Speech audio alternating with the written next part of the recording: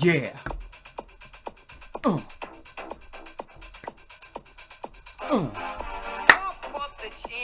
Let's do it. All right, guys. Let's get serious here. This is Tony, Urban Girl Scout Media. Pump up the jam.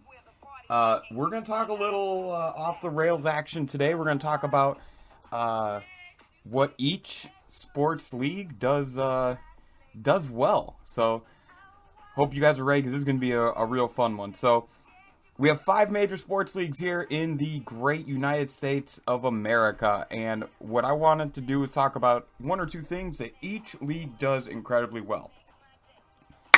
Let's start this shit up. First off, we're gonna start with the Shield, the NFL, the National Football League. The National Football League does 2 things incredibly fucking well, guys. First off, exclusiveness. Think about it like this. There are only so many starting quarterbacks, so many head coaches, so many teams in the NFL, and there's an exclusiveness that goes to that. People talk about, do you want to be the quarterback of the team? Even when you're not playing football, it is a known position. There's an exclusiveness, like an eliteness, if you will, to the NFL. Even if you're able to afford the DirecTV Sunday NFL ticket, there's an exclusiveness that you have the ability to buy that. The other thing that the NFL offers that other sports leagues may not offer as much of is urgency. The NFL is 18 weeks with 16 games.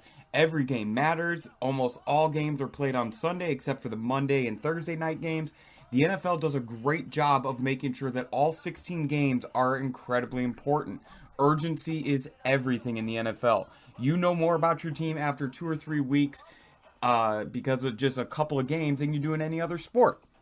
The NFL. Let's move over to the NBA.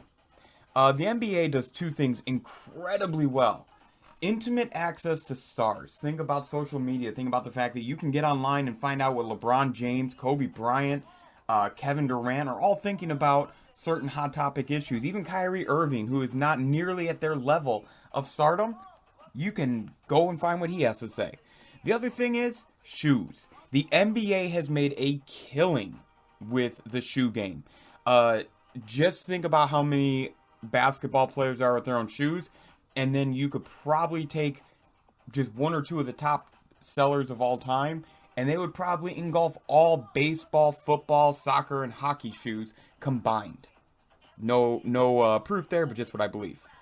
Let's move over to the NHL. So why did I go to hockey? Well, for 2 reasons. 1, hockey is kind of a middle ground between football and basketball. The football fan that wants a physical sport that's on when football is over and is an alternative to football. Maybe they're not into basketball because of some of the shenanigans that the stars pull and because of some of the opinions and things like that. Hockey is a very good middle ground. Another thing that hockey does well is they get regional loyalty. They nail it really well.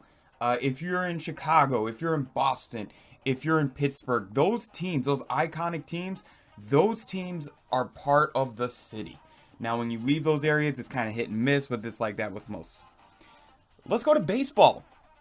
Baseball, one of the longest sports I can think of, running sports in America, and it's technically considered America's pastime. So what does baseball do well?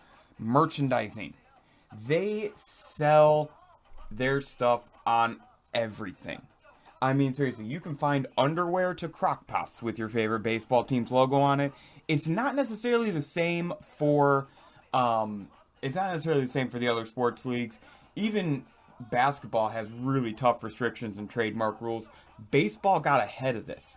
The other thing that baseball does really well, they have ample amounts of stuff.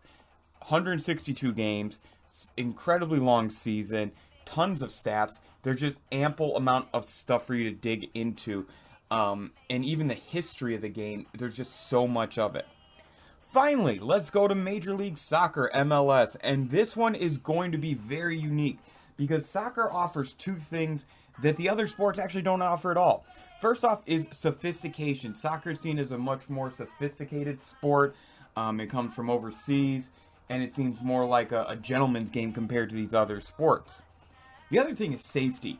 Look at what kids are playing these days when they want to get up and run around. Basketball's fun. Hockey and football are incredibly dangerous. So if you have a sport that you're trying to get up and run around, team sport like that, hockey seems to be the one, or I'm sorry, not hockey. I almost said football again. Soccer seems to be the one that more and more parents are getting into. That sophisticated sport, teamwork, less injuries.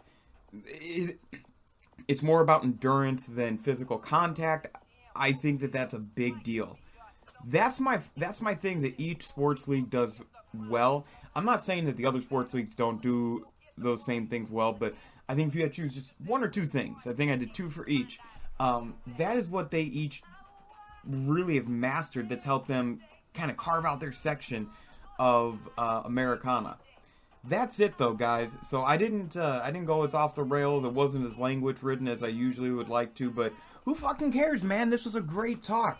What do you guys think? What are sports leagues doing differently from one another that's helping them out? What do you guys believe is hurting them? Tell me in the comments below. And of course, if you like what you are seeing or hearing on this channel, like, subscribe, share, do something to help me out, because honestly, the more followers we get, the more likely I am to just make this a full-time gig and do dumb shit like this all the time. Otherwise, my name is Tony K. This is Urban Girl Scout Media's Off the Rails Sports Leagues. Thank you so much for listening, guys. We'll see you next time.